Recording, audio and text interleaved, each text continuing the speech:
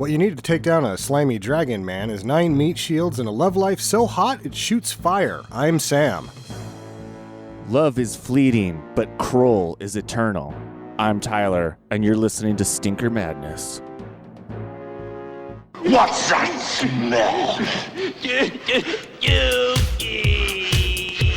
I don't know about you, but I'm thirsty as fuck. Thirsty as fuck. Hey, look at these! Thrill me, If you come back in here, I'm gonna hit you with so many rights, you're gonna beg for a left. thrill me, Beg for a left. thrill me. Hey, look at these!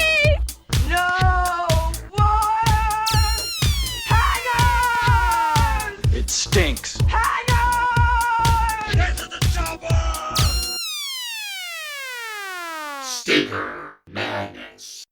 Hello and welcome to Stinker Madness, the bad movie podcast for bad movie lovers. I am Sam and with me is Tyler for the first time. How are you, Tyler? I am deliriously tired, but I'm excited. Deliriously tired. Tyler went to the closest thing that Idaho has to offer as far as film school, which is funny because we went to BSU and went to it's sort of like the poor man's film school, but I ended up going down to the University of Utah and almost going there for graduate school, and Tyler's probably gone around to different places here and there as well. And in my many travels, I found out that we went to a better film school than most actual film schools. Utah had nothing that we didn't have at BSU except one nicer camera. I'm going to put that on my next job application. A better film school than you think it would be. Yeah, and that will actually make sure that you don't get the interview. Another film school guy. Fucking put that one in the shredder. So this is we just need another cook. Yeah. Are you going to fucking talk about Nietzsche? No, we didn't go to that kind of film school. We're going to talk about Jürgen Habermas because that's the kind of film school we went to. Would you like to plug your album? Oh, sure. I play in a band called the Max Beefwater Band, and you can find it online by searching Max Beefwater. It's the only one. Very similar to searching Stinker Madness on the internet. However, if you're listening to this, you've probably already done that. However, if you want to give us feedback, you can email us at talk@stinkermadness.com or Facebook.com/stinkermadness, and I think the Twitter is the same thing. Why did you pick Krull, Tyler? 'Cause it had been long enough that I'd forgotten all of the key plot points, and after watching it, I remember why I forgot all of the key plot points. I'll burn a question now. Are there key plot points in this film? That's debatable. Well, I guess we'll debate that later. This was one of the most expensive movies ever made at the time that it was made. No, stop. How I didn't look it up, but I just assumed that this was like a shoestring budget. I'm guessing no more than $4 million. $30 million in 1983. No. 30 million reported. It's possible that they got close to 40 in the same way that Lucas got to 40 on Empire, where he spent the budget and then found 10 million of his own money and spent that too, and then didn't report it. They definitely didn't spend it on the sets. They did. No. So did they build a real mountain? They shot some location stuff. Here's how this shitstorm happens. Ron Silverman is at Columbia, and he wants to make a big special effects picture. Dino's going to do the same thing the following year with many of the same people in the same place with Dune. And this and that will make science fiction, large budget films completely fucking off limits until Lord of the Rings. Science fiction and fantasy is in the toilet because of these two movies tanking as hard as they tanked. That's all Silverman knows that he wants. The visual effects are there now. The studio space is there. He has the money, but everything goes over. And they start with a script they didn't like, but it had special effects written into it, so they kept it and then just started writing around things they thought would look cool. And that's the essential failure of the film, I think, near as I can tell from reading about it. Peter Yates, the director, spends a year with concept artists and pre-production, getting all of this stuff together, and they end up using every single resource in the vast Pinewood Studios, including the 007 set. They used the largest studio and then the 23 other sound stages to make this movie. That's is literally blowing my mind. I cannot believe that they had that kind of money, yet the special effects look so bad. What this movie looks like is it looks like somebody went and saw Star Wars and said, hey, people want swords that have sparky laser things in it, and one's colored blue and one's colored red, and that's how you can tell who's good and evil. And I don't know, the rest of it really doesn't matter, but let's just have the swords with the flashy things. That's exactly what Ron Silverman said. I think you've just channeled him. That's really the key problem with writing around special effects rather than adding effects to good storytelling. They concentrate on things that they thought would look cool that didn't add to the story. The action is completely action in action. And all of the special effects are not wow impact moments. They're like, wow, you spent money on this, rather than good choreography and fighting. In the defense of Peter Yates, they spent a long period on choreography, and they couldn't do any of it because the costumes for the bad men, whatever they're called, Slayers? The Slayers, yeah. Yeah. The costumes for the Slayers showed up pretty much the day before shooting, and people couldn't move in them, so they had to scrap pretty much all their choreography and just make it up as they go along. Yeah. Well, it definitely looks like it was choreographed by Stevie Wonder, so. Yeah. If you notice, the visual effects really go downhill towards the end. Like, there's a midway point where things looked pretty good, and then they stop looking so good. They start looking really bad and just get worse.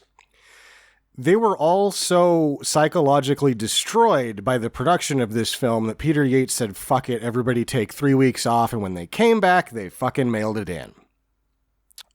Ah, okay. That makes sense. I mean, really, the best sets, anytime it was on an actual location, it looked like a movie. Anytime it was not on a location, it looked horrific.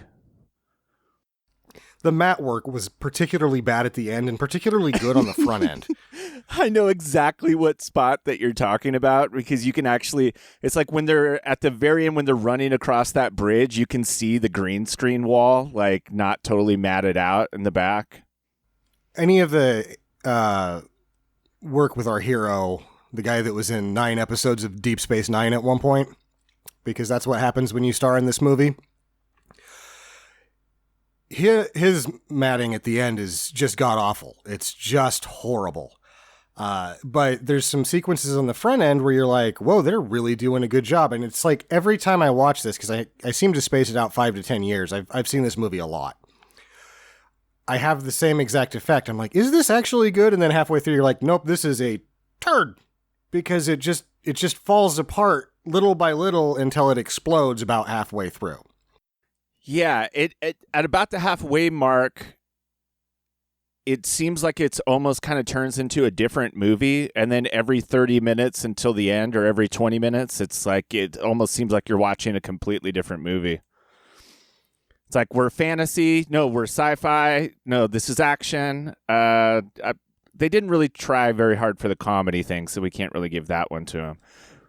I feel like they really tried too hard for the comedy thing, and none of it was funny. The wizard sucks. Oh, he's terrible. He looks He's like just awful. He looks like the poor man's Roger Waters. Like, yeah, I also thought the Cyclops really kind of stole John Paul Jones's haircut. I was like, you gonna play a bass solo on that trident thing you got there, bud? Yeah, it would have been better if he killed Slayers by playing an organ solo in a fog, but I guess a spear works. That would have, actually, anything besides what happens on screen would have been better action. the kid throwing tinfoil at the Slayers and yelling, lightning bolt, lightning bolt, would have worked better than what actually happens. Through a lot of the movie, you're wondering why the Slayers, who have gun swords, and let's just say it right now, gun swords are stupid, decide to engage in sword fights with people they could just shoot. And you're like, just shoot them. Oh, no. You can't walk fast. Why are you going to go up there? That's the only way you can get killed because you're so immobile. But if you just stand there and shoot these guys with swords, they'll all die. What is going on here? See, I thought they were gun muskets. Like laser muskets. You get the one shot, and then you got to use the bayonet, you know? Or it's like it takes like a minute to charge. I don't know. They're stupid. Yeah. Agreed. They're silly. The last thing I'm going to mention about the making of the film is that when it comes back being a pile of crap, Silverman makes good decisions that aren't good, that a producer always thinks are good, executive producer decisions, to overdub some of the voices with other actors because it's going to play well in an American market. So Lizette Anthony gets overdubbed, and so does Robbie Coltrane. In one sequence, we'll see Robbie Coltrane as his stuntman because the horse business, I guess, took so long and went so over that they couldn't keep everybody around for it. It was just a disaster. I was surprised I didn't read anything about people getting killed in that horse stunt sequence because that was all dangerous shit. Yeah. At one point, you see a guy literally leap off a rock onto the back of a horse and fall off of the horse. But it looks like that must have been the best shot that they got of it, so they just kept it in. Liam Neeson does his own stunt where you can clearly see his face, and he tries to grab the horse by the neck and swing onto it, and he doesn't quite make it, so he just bear hugs the horse's neck. And that horse runs into a pile of other running horses, and you're like, Liam Neeson didn't make it. He has a very specific set of skills, and one of them is not horse riding.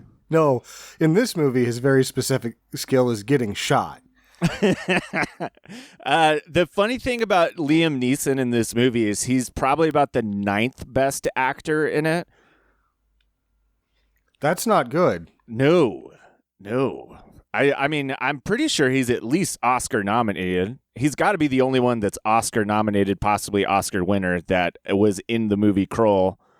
And yet, he hasn't quite gotten there yet. I think some of the Pinewood people probably have BAFTAs. The guy that plays Thufir Hyatt, if he doesn't have a BAFTA, he's got the Shakespeare Award, because that guy's fucking great. The last thing this is actually the last thing I'll mention about the making of the film. It's barely connected, but Lizette Anthony, the main actress, at this time had met young Harvey Weinstein. Ooh, yes, I heard about this. Writing, I guess, doing music reviews or something like that. And he's like, I need to get into the movie business. So he goes to her house and rapes her. Yeah. So that's how, it's not just that he is that despicable. It's like he used rape to get into the movie business. It's mind-boggling. Yeah, it's crazy how long that's been going on for, because I was like, wait a minute, this was 1983? And he's not even in movies yet. He's just a fucking rapist. Like, is he in prison yet? Has that happened? Yes. Okay. Good God. I think they just settled for a very large sum of money with a large group of women. All right, well, let's get into this movie. It starts... Wait. I just want to say something about it real quick. Sure. My 3.5-year-old daughter loved this movie. The first time I saw it, I watched it a couple times trying to make it good because it had everything I thought that I wanted in a movie, but it just sucked so bad. And it was like, when I was that age too, you only get to pick one movie a week. Or it's really like, for me, I think for a long time, I was like every 2 weeks I'd actually get to pick a movie from the video store off the cheap rack. And it was this one time. And it been disappointing for my whole existence, I guess. So much so that I watched it probably 15, maybe 10 times, and I didn't watch it on Pluto, which is where you can see this movie if you'd like to, for free. I watched my own special edition DVD copy because I like it that much, and I'm still not sure why. It's like a, what do they call it? Self-flogging? Like when you're the guy that's walking around beating yourself in the back. That's what owning this copy of this movie is equivalent to. The film starts, and you go, my God, this music is amazing. The title sequence is like 2 minutes long.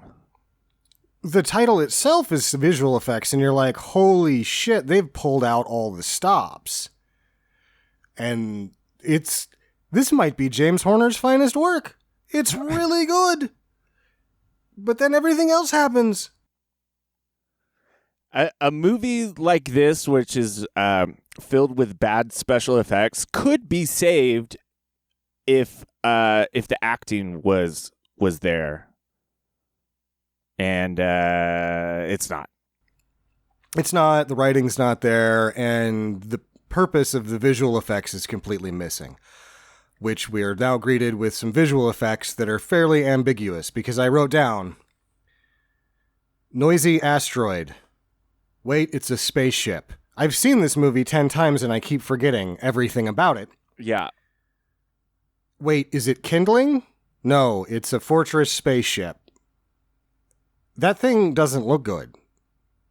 Or it just looks like it's not what it is. I don't even know. What does it look like to you? At first it looks like an asteroid, and then you're like, it's a spaceship, and then you're like, no, it's a giant tree stump. Tree stump is good. I had kindling, but tree stump is probably better. And then you've also seen this movie 10 times before, or 100 times before, because it's also the opening shot in every Star Wars movie. Yes, it is. And that's the first of 50 similarities to Star Wars that this movie has. Then we get a really nice painting of the tree stump with the only good matte work in it, because they left enough black space that it actually can't see the edge of it. And then the slayers come out of that, and there's some pretty good sequences. You're like, oh, wow, is this going to be good? And then the acting starts. You're like, no, it's not. We find out that our hero, the guy from 9 episodes of Deep Space Nine, and Lizette Anthony are going to arrange a marriage to form an alliance of the two great kingdoms, and that way they'll be able to defeat spacemen with guns, even though they have swords and horses. And at first, when the main what's his name? Salwin? It's just Corwin. Okay. Yeah. So when he first shows up, I thought he was like the bad guy, because he seems like kind of a dick. He does seem like kind of a dick, and he's dressed like a shitty barbarian. Some of the costumes are extremely well manufactured. I don't know if I would say they're good looking, but they're extremely well manufactured. Others are like his. It's just fucking rags and some dumb shit glued to it with a hot glue gun. Yeah, I've seen better costumes at a Gwar concert.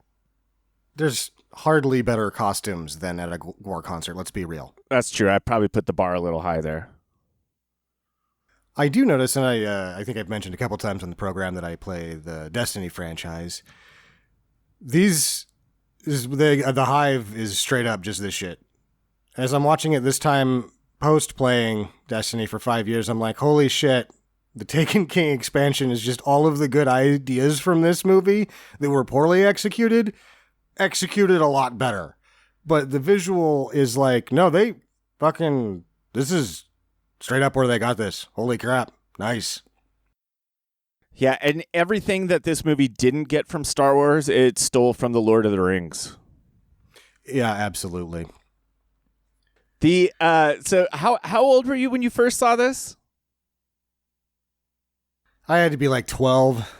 Okay. Did you like it at the age of 12? I forced myself to like it by watching it twice, because it was my only pick.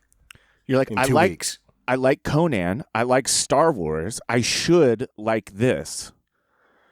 But so I didn't actually see this movie until I was an adult, and it was on the early days of Amazon's, or not Amazon, but Netflix's streaming service. You know, because when they first launched streaming, they didn't exactly have this grand library of fantastic Oscar-winning films, and and all of these well-produced documentaries and TV shows. They had basically a bunch of garbage. And so it was just kind of an entertaining thing to go through and find, like, just things that looked silly. And that's how I first discovered this one. I ran into the used copy of the DVD at Hastings, which no longer exists. And I think it was like $2.99 or something like that. And beyond that, it was when they had their once a month buy two, get one free. So even though I'm like, oh, I got to have it, I was only willing to spend about $2 on it.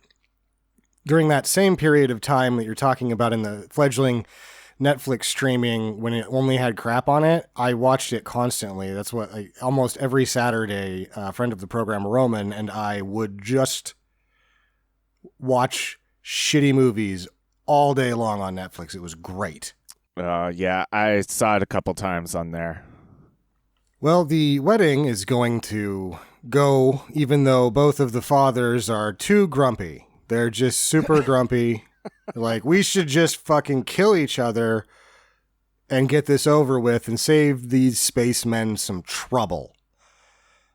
Begrudgingly, they allow their children, who seem to be madly in love, to get married, but spacemen crash the wedding. Yeah, there's a surprisingly, I was going to say a large lack of, but there's a really small guard detail at this very important event, or seemingly very important event.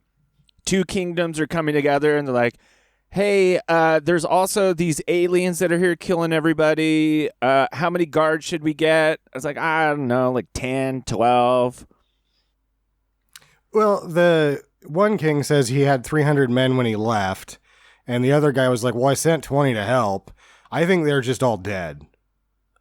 Like, everybody's just dead. Yeah, this is a very small population planet.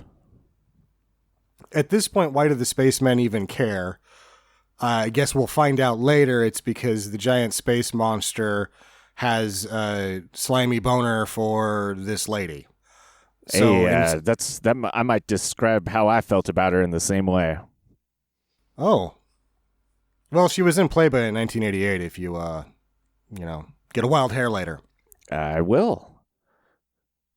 The other thing I noticed, like, in the very first scene that she's in, like, did Beauty and the Beast actually rip off this movie? Because, like, she looks exactly like Belle in the Disney animated series, which that came out, in the 90s? The yellow dress and the hair. I was like, yeah. Oh my God, this is Beauty and the Beast. I didn't notice that, but now that you say it, there's a striking similarity, especially in the cut of the dresses that she wears. Absolutely. Do the spacemen even need to crash this wedding? I guess the only reason is to steal the girl, because it seems like they've already killed everybody. There's really no point in more killing of everybody. I just don't understand why they're like, this guy's like, oh, I'm going to kill everybody. Like, you seems like you already did. There's like 50 people here because that's all that's left. Well, I mean, if I'm going to fly a space tree to another planet, I'm probably going to kill everybody there. So as far as the movie goes now, the plot totally makes sense. To this point? Up until this point, it makes sense. We now see action, not really. Because the costumes are bad, it's just sort of some people getting shot a little bit, not very much. Sword fighting that doesn't really work, and some of the worst wire work I've ever seen in a movie. Oh, it's... yeah. After the spacemen shoot everybody, including our hero, Doofer Highwatt from Dune, even though that's next year in time, shows up and puts some pink cream on the guy from Deep Space Nine's arm. and he's okay, but he's still a dickhead. And this is the first time we get a look at his tights, which are an abomination in filmmaking. Yeah, no one actually, you know what? I will give to Liam Neeson in this one. He looks pretty cool. We haven't gotten to him yet. He's not in here yet. But just saying, out of all the costumes, like if you had to pick one person to be in this movie, I'm going Liam Neeson. I bet Neeson's sort of rearranged his stuff to make himself look kind of badass. They like gave it to him. He's like, I'm not going to wear it like this. I'm going to wear it like this. And the director's like, yeah, fine, whatever. I already want to shoot myself. I've only done serious pictures, comedies, and westerns. This is way outside of my expertise. I don't know why I bit off this much. I can't chew it. So we get the inciting incident, which is the wedding is crashed. The space people take the lady and seemingly defeat and kill her. And actually, this film gets kind of gory at like a few key moments. They do not hold back. No, they don't. In fact, there's some controversy as to whether this should have been PG-13 the whole time because of the violence. But probably the blowback is that like, well, no, all the action's stupid. This is PG. Wait, this movie was PG? It was G in England and Australia. Wow. So knife through the neck and blood everywhere is a G-rated movie. I'm going to go ahead and guess that Ron Silverman blew everyone at the MPAA to get it rated there. Yeah, well, that would make sense. Well, now they're questing, and so after some consternation, Doofer Highwat takes Deep Space Nine guy, and they start wandering around looking for a castle that magically disappears and reappears in a different place, never the same place twice, every day. Seems dubious. And while they're talking about one thing or another, good-looking sets-ish, a guy flies into a pond and starts making not comedy for the rest of the movie. He's Ergo the Magnificent, and he's something of a magician. Thuford says, "Oh, he's a hill people. They can't do anything malicious or some crap like that. So he can only use his magic for the powers of not comedy." Yeah, he's the C-3PO character. C-3PO, that's mean to C-3PO. Well, I know, but I mean, I'm just saying, as far as like he's the attempted comic relief. He's also kind of a moron, and he also has things that are against his protocol, I guess. His magician protocol. It's also like, of all of the things this character isn't and the actor isn't, it's mostly that he's not Monty Python, and they're like, look, we can get all of Monty Python in one character. Yeah, well, he sounds like he should be in a Monty Python, and they're like, well, that's good enough. He turns himself into a goose, and then that dries him off, so he's not wet anymore. That's the only reason I feel like he does that. Dude, my daughter thought that was hilarious. Really? Was like making sure we were looking at the television. Dad, look. I was like, yep, it's a duck. Or a goose. Or goose, yeah. It's weird what kids like and what they don't like. I saw the new Mary Poppins with my daughter, and I was like appalled by it the entire time. She loved it. Yeah. It's like, this is bad. You should have watched the original. So this is also the first glimpse that we get of the crayon-made cyclops. Yeah. He's just sort of standing there like, I'm watching you guys. The special effects look like they, for the cyclops, it literally looks like they just melted crayon on top of someone's head and then stuck a broom up there in one of those googly eyes that you get at the craft store, like just right in the middle. Yeah. This is an extremely limiting costume as well. This guy can't really be seen doing much ever because he just can't see shit at all. And it's very evident in what you see him actually do in the movie. Whenever he has to shake somebody's hand, which is like, oh, I'm a cyclops, let's shake hands. Like, whose idea was this? He doesn't know where their hands are. And the other actors are fucking stupid. They're not just grabbing his hand because he can't fucking see. Who's directing this shit? I was actually really impressed by that. I was like, how did that guy see his hand? Because the guy that can see stuck his hand out first. Yet somehow, I mean, the level of choreography that it took just to get him to look natural while he was shaking his hand, that I was pretty impressed. I'm going impressed on that. I think it was impressive that he was able to recover from not being able to see and immediately grab. But you can just tell that he's like, where's your fucking hand? Why am I not doing my hand first and you grab it? This doesn't make sense to me. Who's directing this shit? And Peter's like, what? I'm on vacation in the Caribbean. Fuck off. I hate this movie.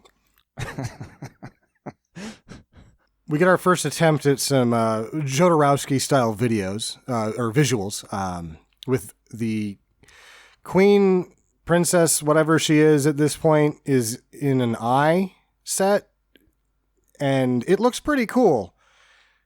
But that's the only cool part of the inside of this. There's some like really good features to the inside of the tree, but it doesn't work well together. It's sort of like having spaghetti inside of, or having a hamburger inside of a bowl of spaghetti. It's just not going to work. Like a hamburger on a bun with mayonnaise and just putting spaghetti all over it. Sure, both things are good on their own, but you probably can't eat that. As I said that out loud, I'm kind of interested to try it, though. And I was like, that's what we're having for dinner. Hamburger spaghetti. Yeah. When I heard about spaghetti tacos the first time, I was like, well, no, I'm going to try that. And I'm like, man, this is fucking good. Yeah. All right. Should we just switch over to a stoner cooking podcast? Stoner cooking podcast. There's a bunch of wandering around. They run into the meat shields, the most dangerous men left alive that are all ex-convicts. And after some banter, they join the king's quest and wander around some more until they go to a magic rock that turns into a green door that they go behind. I loved how they're like, we're an army now. And I was like, oh, okay, so we're getting an army. But it's just like 7 people. I think there's 9 of them. It's more than a shitty kid in tights and an old man with a stick, so they're doing better than they were. Yeah. I mean, I don't think it's less than a platoon, but I guess if your population of your planet is under 100, that counts as an army. It's at least a raid squad. In chains. Yeah. They meet a wizard who can't see anything, but he's a seer because he can see magic stuff, just not with his eyes. And he's got a kid, I guess. Not creepy, I guess. It's not creepy for this old wizard to have a kid with him. In the middle of a foggy bog. Inside of a magic rock. I mean, it's not good. But I mean, if you know nothing about fantasy, and you were like sitting down to write a fantasy script, that's like the idea that you would come up with. That wizards like young boys? And he's like, no, he's blind, he's in a bog, but he's the seer, but he's blind. You know, he had to give that up for it. Actually, the one good twist that I did like was the explanation of the cyclops. That is an interesting thing. We can just do that now because they grab the wizard because he can't use his magic in his house that's a magic rock to see the future. So he's like, well, the slimy dragon guy is too powerful. I have to go to some other place. And they're like, why didn't you just say that from the beginning? It would have saved us some time. And then they wander around, and that's when we find out that what's the Cyclops' story here? The Cyclops was regular people, and then they gave up one of their eyes so that they could see into the future, except, here's the twist, the only thing that they can see is their own death. Dun, dun, dun. It's a good idea. It's just lost in a sea of meh. And when they try to bring it around towards the end, which we'll get to, it doesn't exactly pan out in like a way that tracks with that story. About that, they kind of just throw it away. But anyway, we'll get there. Unfortunately, we have like 4 more. God, this movie was long. It was so long. It's 2 hours long. I We'll couldn't get to believe that at the end, but here Rel joins their quest because at points now, this guy that's the king, Corwin, he just says things and people are like, okay. And like when he picks up the wizard, instead of really like talking him into it, he's like, well, our need is great. And the wizard's like, okay, grab my kid, let's go. And then his sell to Rel is all men need company. And he's like, yeah, you're right. I'm going with you. We really had to talk those convicts into going with him, though. Everybody else is like, fuck it, I'm not doing anything else. Yeah, and he's also like, oh, hey, you could, here's the key if you want to take those chains off. And they're like, hey, we like these. They make noise. Yeah, he had to bargain with those guys. They wander around more. There's more wandering. They wander through a swamp. They almost get stuck in the swamp. The seer has to sit down, so they go to save the other people that are stuck in the swamp. And then a shapeshifter comes and kills the wizard and turns into the wizard, or he's already the wizard. And now the wizard's dead, and you're wondering, well, they're not going to be able to find it now, I guess. That sucks. But he tries to kill the king rather poorly and gets killed by the Cyclops, who had found the seer's dead body in the sand because the shapeshifter didn't do a very good job burying it in sand that stuff sinks automatically into. Yeah, the quicksand that just vomited the complete body back up. Yeah, and it's like, bleh, this guy's too old. And then it gets to this. It turns out there's one more way that they can find the magic tree stump fortress, which is this guy knew the old man with the stick knew this lady who lives in a cave with a lot of stretched out cotton balls on it. Yeah. He's like, there's one other way. I can go to my ex-girlfriend's house. Maybe she's my ex-wife. But she's being guarded by a large spider that we could probably easily kill with a cyclops and his magic spear and 9 action men. I must go alone. He didn't want to be embarrassed by her telling stories of back when they were younger. And this is Francesca Annis, who will be Lady Jessica next year, and the other reason we couldn't have science fiction for 20-some-odd years. And it's not her fault, and it's not Freddie Jones's fault. They're on-screen dynamite. Freddie Jones is amazing. He's pretty good. Yeah, he's really, really good. They apparently were lost loves, and he had to go do a thing, so he left, and she was like, oh, you knocked me up before you left, so I killed our baby, and now this spider has me trapped in here. And I have magic powers. And that doesn't really make sense to me, but I'm just going to let him have it because we're like already an hour in and we're like, they need to get to the goddamn castle already. So just do something to make that happen, please. What a dark turn. Dear Lord. I couldn't. The explanation, it's like, we have a kid. He's like, how come you didn't tell me? And she's like, I killed it. Right when it popped out, she's like, I killed it at birth. I ripped it out of my womb and then pulled its head off. And you're like, what the fuck? You know, when the first time that I watched this, when we got to that part in there, I was thinking in my head, I go, I know the twist. This is going to be a Christian movie, isn't it? Like no. The twist is that they defeat the beast because he reads the Bible and becomes suddenly empathetic, like towards all of the people. I was like, I know, I've seen this. I know how this is going to work out. Yeah. So she breaks her hourglass, I guess. That's going to help him, and he uses the magic sand to... If you show the giant white spider that looks like the Cyclops could really fucking kill this thing with one throw. If you show it magic sand, it like freezes. It's like freeze tag, kind of. So he makes it out and then makes it down the hill and then dies from the hike because he had to go alone. I mean, makes sense. Also, I love that the spider, like, you can obviously see that they reused the same shot multiple times.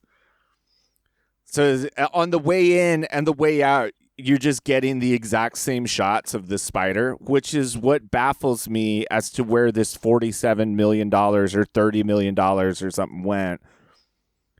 It's like everyone must have been flying on like private planes that were loaded with cocaine. It was the 80s, like, and that's where like 90% of the budget went.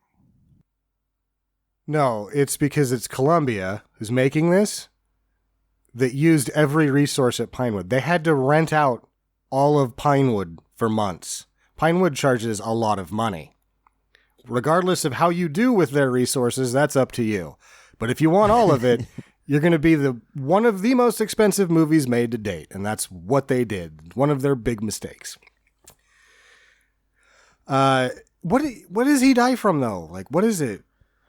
Like her sand, a broken heart, or were their sand? Was it their sand? I don't know. They were tied into it together, so when she broke it, that's as much time as they had left. I don't know. It doesn't explain it. It was completely pointless. It's like this is one of those scenes that you can tell that like they went and they were writing it and they sat down with the producer and he goes, "You know what we need? We need a big spider. This scene needs like a spider in it, like a really big one."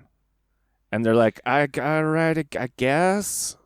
I feel like some of the stuff that they had, they're in the middle of making it. They're short on resources and they're just pulling shit out of the bargain bin down at Henson's down the street. I feel like this is a spider that they got out of the bargain bin at Henson's. Yeah, like a thrown away Muppet. They have a pile of that person got fired models that they sell cheap. Yeah, and that's where they got the white spider, which doesn't really do anything. Well, after he leaves, it climbs onto her egg house thing and starts making it glow. I guess that means she's dead. Oh, well, the spider has lost its purpose. I wonder if the spider died too. We'll never know. We'll never know. Then we get to the thing we've all been waiting for. Yeah. They make it to the... Wait. Okay, this was the other part that my daughter... Because this is what I was thinking the whole time. I'm like, okay, there's a planet, and this thing disappears every day and reappears somewhere else on the planet, but it's all within like a day's ride on a horse. There's an asshole that did the math on this on the internet. We'll get to the fire mares in a minute, but before we get there, I will say that the distances calculated, those horses go 145 miles an hour. Yeah, so like the castle just, I mean, if you're going to have a power, like a protection power is like disappear and show up somewhere else, you probably want to go like a little bit further away than like whatever the next town is. Yeah, I mean, or at least outside of the range of 145 mile an hour horses. Does he even know where they are? I don't even know. And where I'm hung up on this scene is that the guy's dying and he's like, it will appear in the Iron Desert. Did that happen when he was talking to his wife or ex-wife or whatever? Or was that, I missed it if it did? Because yeah. I don't remember her saying where it was. She says the Iron Desert, but then like the final location is revealed of the fortress and it doesn't exactly like look like a desert or a desert made of iron. It doesn't look like either thing, no. No. But then we get to what I might say and my daughter will definitely agree with me, is the best scene of the movie. The Megaforce part? Now the fire mages. Oh yeah, that's the Megaforce part. Oh, okay. Yep. It's where we're past the halfway point in the movie now, so the visual effects have deteriorated at an amazing rate, and this is where the matte work is probably the worst, and it looks like the parachute sequence from Megaforce, and then they ride in line for a while, but there's one shot where they're riding them all spread out, and there's fire behind them, and you're like, Megaforce just did all this shit and tanked just as hard like 3 years ago. Like, and they know the visual effects are so bad that they keep 90% of it off the screen, and you just get a flicker of it in the corner. It's bad, but they ride these horses 145 miles an hour to the desert. We kind of already talked about the dangerous horse sequence that put the movie over budget and over schedule and almost killed people, and Robbie Coltrane wasn't even there, so his stuntman had to do the face shots. That was just a debacle. The rounding up of the horses is a complete debacle, but they do it. They ride them to the damn tree castle thing, and it's all bad. And it takes forever. That's the other part. Like, it's so long in an already long movie. Everything takes too long in this movie. Hey, you know what I will say there? Is what's Calvin Cohen? Colwyn, I guess. I'm looking at it on the internet now. You got to give it to him because he is incredibly enthusiastic at every corner of this entire movie. That guy is nothing but smiles. Yeah, he's smiling at some stuff that he shouldn't be smiling at. Hey, sometimes you need that person in the group, that guy that's just overly optimistic about things and he helps carry all the Debbie Downers and naysayers along. And it would be nice if he was better at raiding, because they get to the fortress and raid 101, take out the snipers. The snipers are up in the doors. They're shooting at him. They shoot Robbie Coltrane. He doesn't make it. And he's like, "You're right. The journey was worth it." And you're like, what the fuck are you talking about? You just wandered around for 2 days and got shot. How is that fucking worth it? Well, that's probably all he's done for his entire life, so. Before this, I wandered around aimlessly without getting shot. My life has meaning now. Not a single death scene in this movie has any emotion to it at all. And none of the people seem to really care that anybody died, or they get over it within 2 seconds. Well, one of the real problems is that everyone that dies in such an indignant manner, because they're supposed to be these heroes, but to this point, they're all inept warriors, and then they just get picked off standing around. So you can't feel bad for a guy that's like, okay, we've got to raid the castle. There's snipers everywhere. What are you going to do? I'm going to stand on top of a rock so they can shoot me. Yeah, I mean, that's probably about what my strategy would be too. But then again, I'm not a hero, so we don't have to worry about that. Yeah. The Cyclops has decided to break his vow of seeing his own death or something, and he's riding a horse with bad mat work for a while. And he shows up, and they're like, oh, good. Somebody with good armor showed up to the raid, because he gets shot and it doesn't even faze him, and he stabs one of the snipers. He's like, take out the snipers first. Raid 101. And then he holds the door open that's going to close, so they all get in, but then he gets mushed. You're like, fuck, can somebody not suck balls as a warrior in this movie? He gets crushed for a very long and elaborate time. Yeah, it's like, no! People are running out of breath saying no, and he's like, I'm being smashed. And then I'm still being smashed. And then at some point, Colwyn just gives it. He's the first one to give up. There's two guys trying to save him, and then he just goes, "Nah, fuck it. The Cyclops is getting smashed. Like I'm going after the lady." He's pretty mush, and maybe he just doesn't want to see. He's like, "Yeah, we can't do anything about it. I'm not going to watch this guy get smashed. I can't take that. I just can't watch. He's going to pop too and get all over us if we don't get out of here." Then the other guy that does watch him get smashed all the way, just when he tries to escape down the hallway with the rest of everyone, he does a really poor somersault, which he can barely stand back up from, and somehow. This is one of the other ways that this movie's a lot like Star Wars. Is we also missed that there are two suns, and that all of the Slayers really can't seem to hit very much. Yeah, it's like if the stormtroopers were fighting Jawas. That's what these battles are like. We've only seen the aftermath of that. The Jawas seem to not do well against stormtroopers, but it seems like stormtroopers get shot by virtually everybody else. Yeah, and can't seem to hit anyone. They special guards in the tower wear white. I guess that means they're better at not shooting people. They don't do a good job once they get in. The private guard seems shittier than the other soldiers, to be honest. But the castle teleports now, so they've made it before it leaves, just barely, and they can resume their raid, which is to just Liam Neeson pushes his buddy Alan Armstrong out of the way and gets shot. You're like, will one of you do something action-packed before you fucking die? I mean, you did more than anybody in this movie. You did save someone. You pushed somebody out of the way before you died.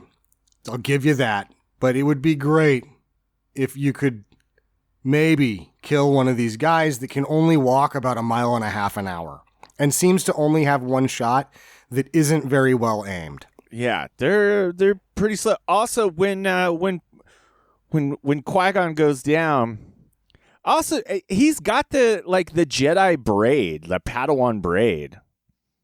He does. Does George Lucas steal from Krull? Did it come full circle? Was it Liam's idea? Yes, you're right. That's all the one common link between the two, with somebody that's known to make their own choices. He does a pretty good take that Ben Kingsley, and if you haven't listened to all of our episodes, early on we did Slipstream with Mark Hamill speaking of Star Wars, which is a really fun time. Finding a good copy of it is almost impossible. Ben Kingsley does the worst on-screen death in film history in that movie. So, on the show, whenever somebody does a shitty death that's better than that, it's take that, Ben Kingsley. And this is a take that, Ben Kingsley, because I'm not really sure that he died. It's like they cut to a shot of Alan Armstrong, grieving him, and then you hear him in the background like, "Ugh, I'm still dying." You're like, are you gonna die? Yet nobody defeated the Slayers in the background that shot him. They push him out of the way. Again, it's the one shot thing. I don't know what they were waiting for the gun, the spear musket laser to recharge. The Slayers are around the corner at cover point going, "God, I wish these things would charge up faster, Steve, don't you?" It's like, oh yeah. Are those jackasses still around the corner? I think so. The one guy's just not dying very fast. And then there's the only booby trap that happens in here is the floor opens up, not to a pit of spikes or lava or anything dangerous, just to kind of kid slide into the basement. Yeah, the basement doesn't seem like a bad place to be. I feel like they all should have just slid down there. Also, Coleman tries to save the kid and the shitty magician, and it's obviously a very safe short slide, but he has them rope him down. Yeah. Why? It's only 5 feet below there. And then he gets halfway down and he's like, nope, I don't want to do that. And he comes back out and almost gets smashed. And you're like, what are you doing? Yeah, someone in the props department probably spent a lot of time on that rope, and they're like, hey, man, Steve spent a lot of time on this rope, so we should probably figure out a way to get it into the movie. They're like, really? And he's like, no, it came with that fucking spider.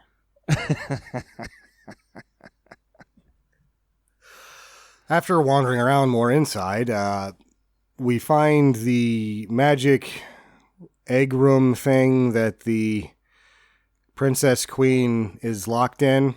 And now it's finally time for the big payoff of the glaive, which they've mentioned. And he throws it. It sort of does its own thing. It's going to cut her prison open. And boy, does it take a long time to do it. Ugh. It takes a really long time. It took so long that I couldn't tell why a tiger was suddenly in it. Yeah, one of the problems with this movie is it forces you to check out and you miss things. Because this I didn't miss. Like, I missed the thing where the lady tells him where the castle is. Ergo, the Magnificent, turns into the tiger because the Slayers are coming and he wants to protect the kid. And one of the Slayers shoots the tiger in the arm. The other ones just like watch it kill them. I guess they don't shoot tigers in this castle. Yeah. Also, what's with the noise that the Slayers make when they get killed? Like, whose idea was it to make them scream horrifically? Like, I feel like it's a little. They slowed down and added some modulation to R2's scream, is what that is. They're just retreading. Oh my God. They're just retreading some sound effects. You're right. R2. It is just him. Yep. And then for some reason they're like, hey, remember when that thing popped out of the guy's chest in Alien? What if a thing pops out of these Slayers? Yet they'd like, you think that's going to come into play somewhere later in the movie, that when the Slayers get killed, this little thing jumps out of them and goes into the ground and comes back, and it creates like an infinite army because they just keep respawning. But nope. Yeah. Which is one, like, that thing is another, they do that in Destiny and they take that idea into good places. It's pretty much the same shit with the Hive, but yeah, none of the interesting things are expanded on, and all of the bad stuff is really just stared at by the film. It's quite hard to watch at points. After the glaive takes like 6 or 8 minutes to cut a hole in something that a sword, I think you could just punch through this. It doesn't look very tough. He then uses it to like cause a cave in. I guess that's going to help him somehow.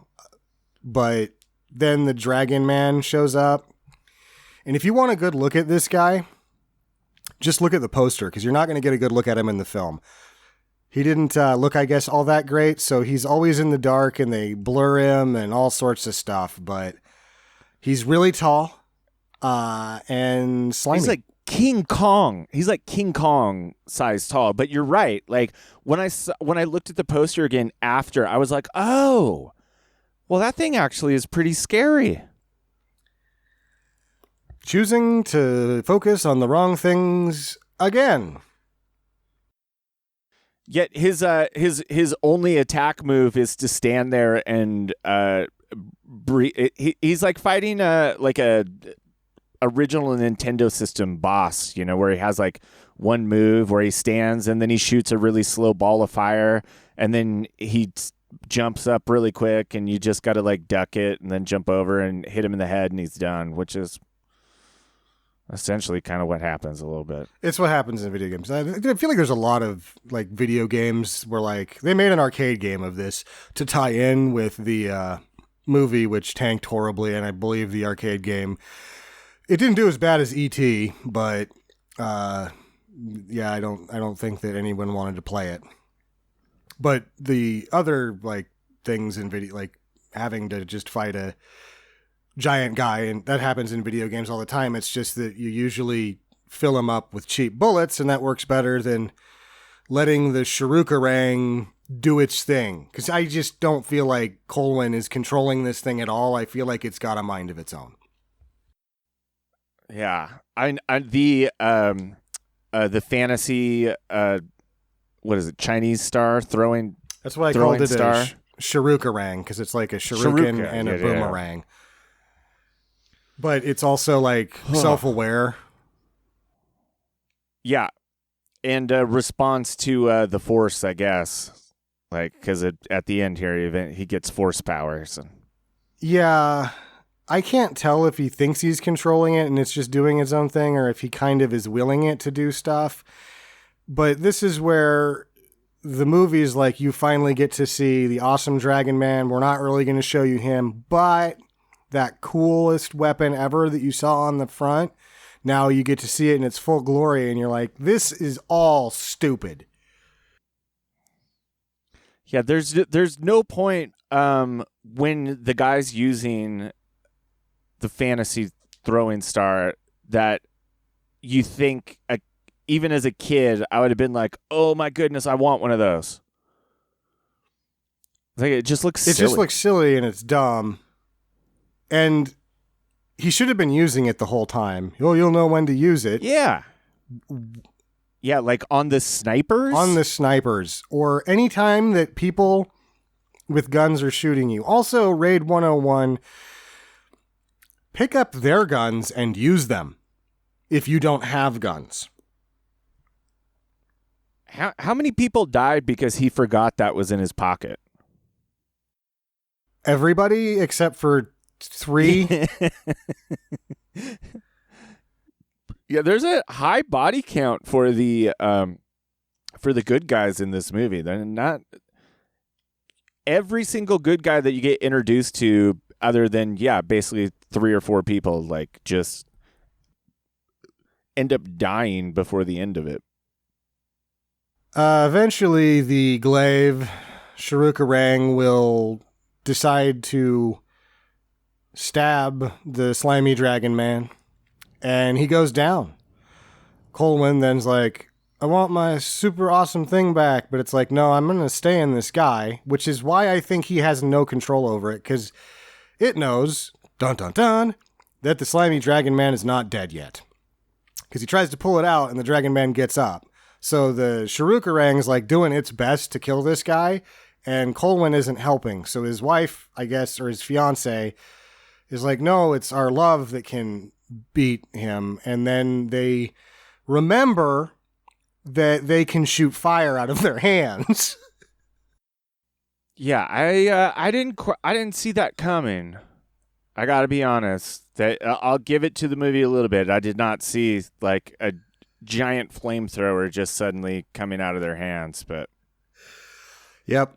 I guess once they do the fire ritual, he can just shoot fire willy-nilly whenever he wanted to, and if they would have done that at the beginning of the movie, this would have been a lot shorter.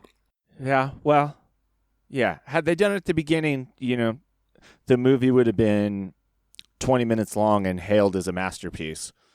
But but they thought, like, I don't know, like, how long are movies regularly? 90 minutes? I think we can do 2 hours of this. We can do 2 hours of this. He burns the dragon man down, and then he shoots the wall of the rock space tree, which can travel through space and teleport, but fire puts holes in it, something fierce. Yeah, haven't you ever burned a hole in a rock with some fire? No, I haven't. I feel like that doesn't happen. It has to be really hot. Maybe his fire's that hot. I don't know. It would be blue, though, or white. That would have been too much special effects. Well, they make it out, and there's the kid, the wizard, and the one leader of the criminals is left. And so Colwyn makes him the Lord Marshal. And the movie's over. And so were 2 hours of my life. So what happens... my first question is going to be, are these the only survivors left on the planet? Yeah, they're all going to have to, reproduce with her to help rebuild the population. That's what I took from it. Everyone else dies, and it seems from the wedding party that is all dead. Nobody's left alive on this planet. Just these people. He's the king of nothing. I guess he killed the dragon man, but at that point, does the dragon... It's like, well, now what? Yeah, they didn't go on to free all the other people that have been enslaved by the dragon man. They're going to go back and clean up the decomposing bodies and live in that castle, I guess. They just left all the bodies from the wedding party. Yeah. My next question is the big one. Would cutting this to 90 minutes help it or hurt it? That's interesting. My initial reaction is to go, yes, of course. If there's one thing that I learned from film school, it's shorter, shorter, shorter, shorter. You got to cut all the crap out of it. But if you cut all the crap out of this, would it be worth watching? And I'm going to say no. No, I agree. And I think they already hit this thing with the scissors pretty hard. I bet that there was probably, because of just reading about the production going over in every direction, that the working cut, the first cut, was probably 3.5 hours long. So they probably hit this thing with the razor blade pretty hard already. And yeah, if they start cutting bad stuff out, there wouldn't be anything left. And if they start cutting the scenery out or any of the other scenes, it's not going to make it doesn't make any sense now, but it's going to make less sense. I think it would be unviewable at 90 minutes. I think that they did come up with the best version of the movie, and it's this. Yeah, I mean, I'm trying to think, if it was a 10-minute sequence of them riding these horses, would it be better than if it was a 5-minute sequence of them riding the horses? Because the 5 minutes felt like 10 minutes. Yeah. And even though it's we could cut all this out, I don't know you can cut any of it out, because it's not that all of the pieces are too long. It's that they seem too long because they suck. Yeah, there's not a lot of... I just say the thing that was my absolute favorite about it, this entire movie, is anytime the goofy ass Cyclops shows up, I'm 100% dialed in, focused, interested. I love it. And then anytime the Cyclops is not in there, I'm wondering about all the bad choices I've ever made in my entire life that led me to this moment sitting here on this couch watching this movie. Yeah, and they don't even utilize the Cyclops. When it finally comes down to it, he gets smushed by a rock. That's the most badass guy in the movie, and he got mushed by a rock. What the fuck? Yeah, well, he saw it coming. It was his choice. Which they didn't even really bring up, Yeah, I guess I don't know. Dune does a little of the same thing a year from when this is made. And it does, which I think the new Dune, just from the trailer, because it's the trailer wants to address the fact that Duncan Idaho is nobody in the first Dune movie, and he dies so indignantly, whereas he's a very, very big part of the book series and a very badass dude in the first book, even though he gets killed. That's why they cast Jason Momoa. But that thing they do wrong, the one part that they do wrong, there's many parts they do wrong in Dune, but the mistake of Duncan Idaho that Dune makes, they make with every fucking character in this movie. It's horrendous. Which will lead us to our final recommendations. It was your pick, so you'll go second. I want to say don't watch it, but it's just such a fucking disaster that costs so much money, and it's basically a piece of film history for that reason. Also, even though it is 2 hours long and it completely blows ass, it blows so much ass it's worth watching. It blows so much ass it was worth me buying. So I'm giving it a do, even though it is a little tough to get through at points. If you are a fan of things that are inexplicably so terrible that you can't avert your eyes, then you will absolutely love this movie. Yeah. If that's what, then you yourself will also one day own a copy of this movie and force other people to watch it.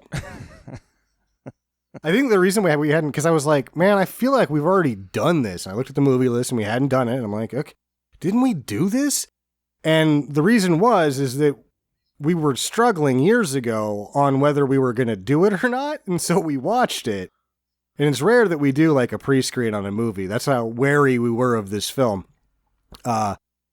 We watched it probably 4 years ago, maybe 5. And I forgot completely about all of this until I'm watching it again. I'm like, oh yeah, I remember why. We're just not ready to actually put our eyes on this thing again yet. And I was finally ready to put my eyes on it, but it's just the weirdest movie because I've seen it so many times and you fucking forget everything that happens in it after 5 years because it's such a mess. It's weird. Yeah, it's very easy to forget. You know where I bet a bunch of the budget went into? Was Cohen's beard. Yeah, like a whole pallet of beard balm. Yeah. Well, I don't even think it was a real beard. I think it was fake. It was too perfect. His IMDb photo is the Krull photo with the beard, so I don't know. He's never shaken this movie, has he? No. Lizette Anthony shook it, but she had to do Playboy to shake it, basically. And like dye her hair. Yeah, she got put into English Rose characters for the next however many years, and she's like, the only way to get out of this and escape the disaster that was Krull is to rip my top off and get in a magazine. Hey, we all got to do what we got to do. I think it was probably a good decision because I would like to shake this movie out of my life, and if I could take nude photos to rid this film from my my memory. So essentially, you're actually giving it a don't, which is totally fine because I think a 50-50 on this one is acceptable. Yeah, but I think you got a good point on there. It's probably one of those things like in about 10 years. I'm going to have forgotten enough about it that I'm going to force someone to watch this with me again. Yeah, it's a weird one. And apparently your daughter loved it. So now it's like, well, I got to watch it again to see if my daughter likes it. Ugh. Oh, yeah. Yeah. Well, the good thing is she is 3.5, so she's got short-term memory. So you'll end up watching it again with her? No. All right, well, that's our episode, 50-50 Do Don't on the Krull. Next week, I don't know who's going to be on the show next week, and I don't know what episode we're doing next week, but Justin will probably update the Facebook and the Twitter feeds accordingly with what's going to happen next week. For Justin and Jackie and Tyler, I am Sam. Get to the chopper.